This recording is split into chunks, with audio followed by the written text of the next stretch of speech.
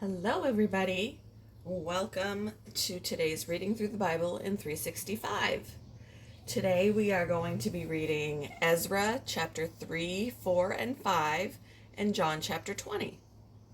So let's get started with Ezra chapter 3.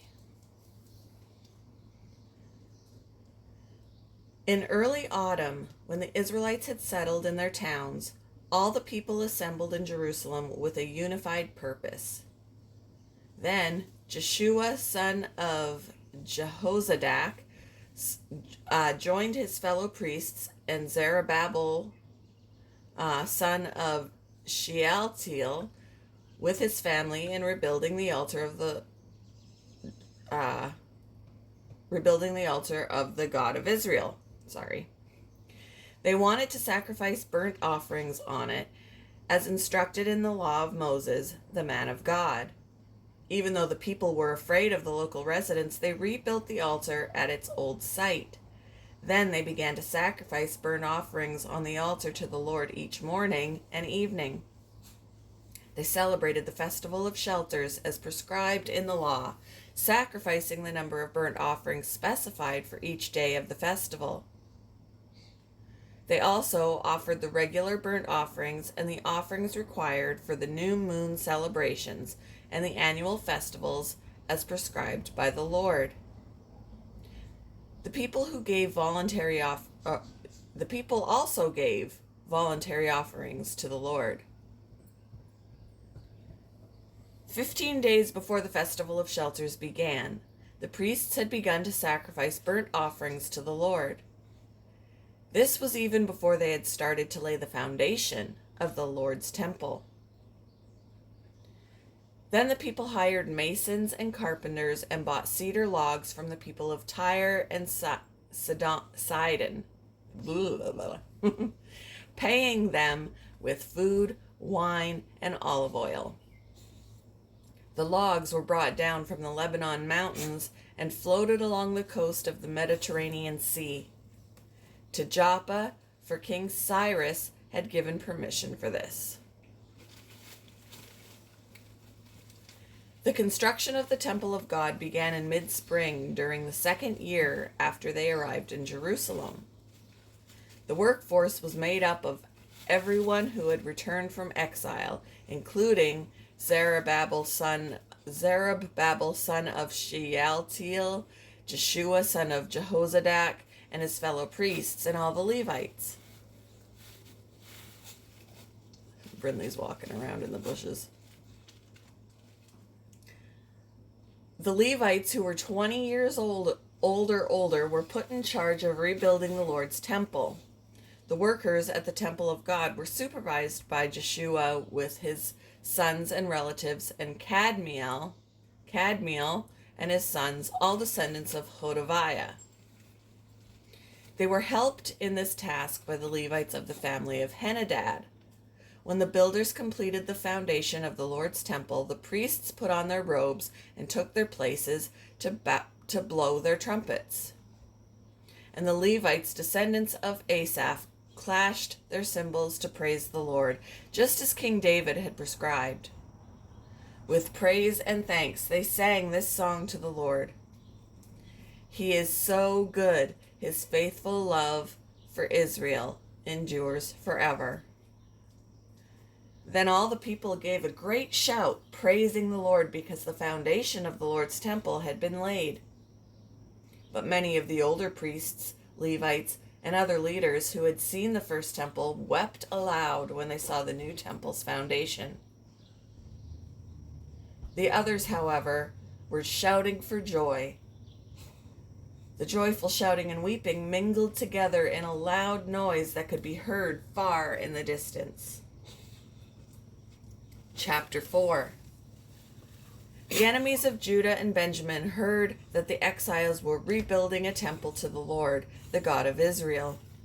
So they approached Zerubbabel and the other leaders and said, "Let us build with you, for we worship your God just as you do. We have sacrificed to him ever since King Esarhaddon, of Assyria brought us here. But Zerubbabel, Jeshua, and the other leaders of Israel replied, "You may have no part in this work.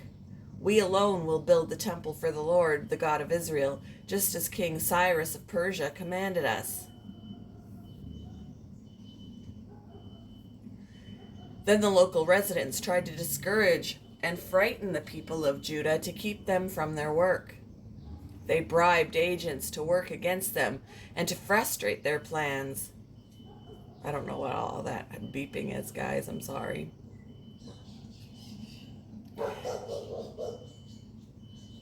This went on during the entire reign of King Cyrus of Persia and lasted until King Darius of Persia took the throne.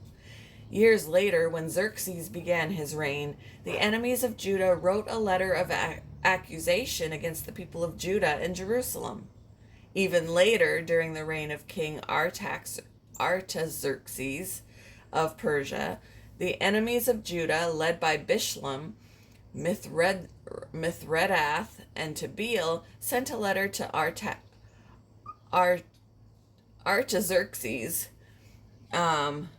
in the Aramaic language, and it was translated for the king. Rehum, the governor, and Shimshai, the court secretary, wrote the letter telling King Artaxerxes about the situation in Jerusalem. They greeted the king for all their colleagues, the judges and local leaders, the people of Tarpel, the Persians, the Babylonians, and the people of Erech and Susa, that is, Elam. They also sent greetings from the rest of the people, whom the great and noble Ashurbanipal and deported and relocated in Samaria and throughout the neighboring lands of the province west of the Euphrates River. This is a copy of their letter. To King Artaxerxes, from your loyal subjects in the province west of the Euphrates River. The king should know that the Jews who came here to Jerusalem from Babylon are rebuilding this rebellious and evil city. They have already laid the foundation and will soon finish its walls. And the king should know that if this city is rebuilt and its walls are completed, it will be much to your disadvantage, for the Jews will then refuse to pay their tribute, customs, and tolls to you. Since we are your loyal subjects and do not want to see the king dishonored in this way, we have sent the king this information. We suggest that a search be made in your ancestors' records, where you will discover what a rebellious city this has been in the past. In fact, it was destroyed because of its long and troublesome history of revolt against the kings and countries who controlled it. We declare to the king that if this city is rebuilt and its walls are completed, the province west of the Euphrates River will be lost to you. Then King Artaxerxes sent this reply. To Rehum the governor, Shimshai the court secretary, and their colleagues living in Samaria and throughout the province west of the Euphrates River. Greetings. The letter you sent has been translated and read to me. I ordered a search of the records and have found that Jerusalem has indeed been a hotbed of insurrection against many kings. In fact, rebellion and revolt are normal there. Powerful kings have ruled over Jerusalem and the entire province west of the Euphrates River, receiving tribute, customs, and tolls. Therefore, issue orders to have these men stop their work. That city must not be rebuilt, except at my express command. Be diligent and don't neglect this matter, for we must not permit the situation to harm the king's interests. When this letter from King Artaxerxes was read to Rehum, Shimshai, and their colleagues, they hurried to Jerusalem. Then, with a show of strength, they forced the Jews to stop building. So the work of the temple of God in Jerusalem had stopped, and it remained at a standstill until the second year of the reign of King Darius of Persia. Chapter 5. At that time, the prophets Haggai and Zechariah, son of Iddo, prophesied to the Jews in Judah and Jerusalem. They prophesied in the name of the God of Israel, who was over them. Zerubbabel, son of Shealtiel, and Jeshua, son of Jehozadak, responded by starting again to rebuild the temple of God in Jerusalem. And the prophets of God were with them and helped them. But Tattenai, governor of the province west of the Euphrates River, and Shethar-Bozenai, and their colleagues soon arrived in Jerusalem and asked, "Who gave you permission to rebuild this temple and restore this structure?" They also asked for the names of all the men working on the temple. But because their God was watching over them, the leaders of the Jews were not prevented from building until a report was sent to Darius and he returned his decision. This is a copy of the letter that Tattenai the governor, Shethar-Bozenai, and the other officials of the province west of the Euphrates River sent to King Darius. To King Darius, greetings. The king should know that we went to the construction site of the temple of the great God in the province of Judah. It is being rebuilt with specially prepared stones, and timber is being laid in its walls. The work is going forward with great energy and success. We asked the leaders who gave you permission to rebuild this temple and restore... Oh no, let me read that properly. We asked the leaders, who gave you permission to rebuild this temple and restore this structure? And we demanded their names so that we could tell you who the leaders were. This was their answer. We are the servants of the God of heaven and earth, and we are rebuilding the temple that was built here many years ago by a great king of Israel. But because our ancestors angered the God of heaven, he abandoned them to King Nebuchadnezzar of Babylon, who destroyed this temple and exiled the people to Babylonia. However, King Cyrus of Babylon, during the first year of his reign, issued a decree that the temple of God should be rebuilt. King Cyrus returned the gold and silver cups that Nebuchadnezzar had taken from the temple of God in Jerusalem and had placed in the temple of Babylon. These cups were taken from that temple and presented to a man named Sheshbazzar, who King Cyrus appointed as governor of Judah. The king instructed him to return the cups to their place in Jerusalem and to rebuild the temple of God there on its original site. So this Sheshbazzar came and laid the foundations of the temple of God in Jerusalem. The people have been working on it ever since, though it is not yet completed.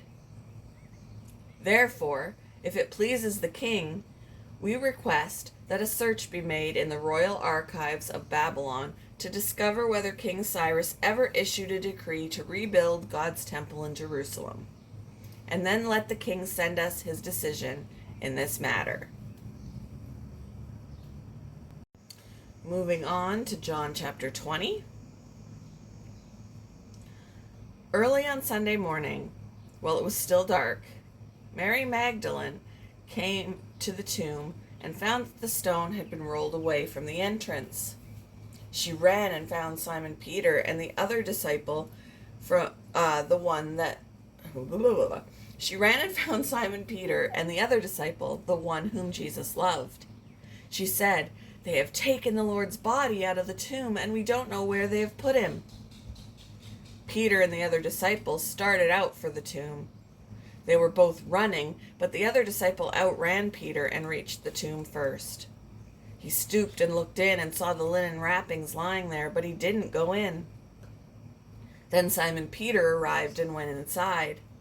He also noticed the linen wrappings lying there, while the cloth that had covered Jesus' head was folded up and lying apart from the other wrappings. Then the disciple who had reached the tomb first also went in, and he saw and believed. For until then, they still hadn't understood the scriptures that said Jesus must rise from the dead. Then they went home. Mary was standing outside the tomb crying, and as she wept, she stooped and looked in. She saw two white-robed angels, one sitting at the head and the other at the foot of the place where the body of Jesus had been lying. "Dear woman, why are you crying?" the angels asked her. "Because they have taken away my Lord," she replied, "and I don't know where they have put him." She turned to leave and saw someone standing there. It was Jesus, but she didn't recognize him. "Dear woman, why are you crying?" Jesus asked her. "Who are you looking for?" She thought he was the gardener. "Sir," she said, "if you have taken him away, tell me where you have put him, and I will go and get him." "Mary," Jesus said. She turned to him and cried out, "Rabboni," which is Hebrew for teacher. It's probably Rabboni. Rabboni. "Don't cling to me," Jesus said, "for I haven't yet ascended to the Father. But go find my brothers and tell them, I am ascending to my Father and your Father, to my God and your God." Mary Magdalene found the disciples and told them, "I have seen the Lord." She gave them his message. That Sunday evening, the disciples were meeting behind locked doors because they were afraid of the Jewish leaders. Suddenly, Jesus was standing there among them. "Peace be with you," he said. As he spoke, he showed them the wounds in his hands and his side. They were filled with joy when they saw the Lord. Again he said, "Peace be with you. As the Father has sent me, so I am sending you." Then he breathed on them and said, "Receive the Holy Spirit. If you forgive anyone's sins, they are forgiven. If you do not forgive them, they are not forgiven." One of the 12 disciples, Thomas, nicknamed the Twin, was not with the others when Jesus came. They told him, "We have seen the Lord." But he replied, "I won't believe it unless I see the nail wounds in his hands, put my fingers into them, and place my hand into the wound in his side." 8 days later, the disciples were together again, and this time Thomas was with them. The doors were locked, but suddenly, as before, Jesus was standing among them. "Peace be with you," he said. Then he said to Thomas, "Put your finger here and look at my hands. Put your hand into the wound in my side. Don't be faithless any longer. Believe." "My Lord and my God," Thomas exclaimed. Then Jesus told him, "You believe because you have seen me. Blessed are those who believe without seeing me." The disciples saw Jesus do many other miraculous signs in addition to the ones recorded in this book. But these are written so that you may continue to believe that Jesus is the Messiah, the Son of God, and that by believing in him, you will have life by the power of his name. Thank you for joining me for reading through the Bible in 365. I hope you all have a wonderful day. Happy 4th of July tomorrow. Happy Canada Day a few days ago for the Canadians. I hope you all have a wonderful day, and I will see you in the next one. Bye, guys.